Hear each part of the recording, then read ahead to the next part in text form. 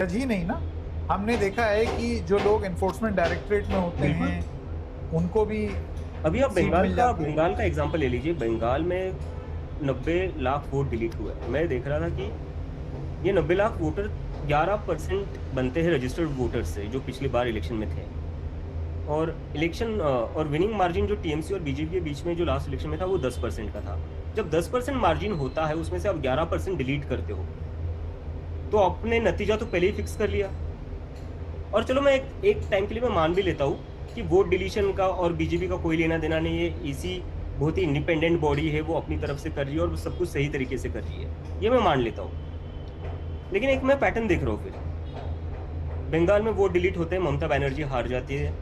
तमिलनाडु में vote delete होते हैं, एमके स्टालिन हार जाते हैं। दिल्ली में वोट डिलीट होते हैं, अरविंद केजरीवाल हार जाते हैं। तो अगर बीजेपी की बात मैं मान भी लूँ कि उनका वोट डिलीशन से कोई लेना देना नहीं है, हर बार ये बीजेपी को ही क्यों फेवर करता है?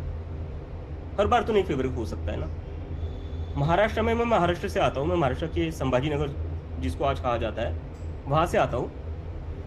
महाराष्ट्र में बीजेपी की जब पीक मोदी वेव थी 2014 एंड 2019, उसमें भी संकेत वो 100 सीटें क्रॉस नहीं कर पाए थे, वो भी शिवसेना जैसे स्ट्रॉन्ग पार्टी अलायंस में होने के बाद भी। और होता क्या है, 2024 के चुनाव में महाराष्ट्र में बहुत ही नाराजगी थी, ये मैंने खुद देखा। मैं खुद तब अपने घर पर था, मैंने देखी लोगों की बहुत नाराजगी थी। 2024 के चुनाव में बीजेपी को महज 9 सीटें मिलती है लोकसभा में।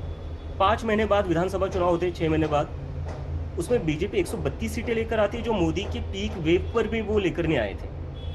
इसके पीछे रीजन क्या है? ऐसा क्या उन 4-5 महीनों में हुआ जिससे इतना ही सिनारियो बदल गया, पॉलिटिकल सिनारियो बदले, इतना ही जनता का मूड चेंज हो गया? क्या हो गया?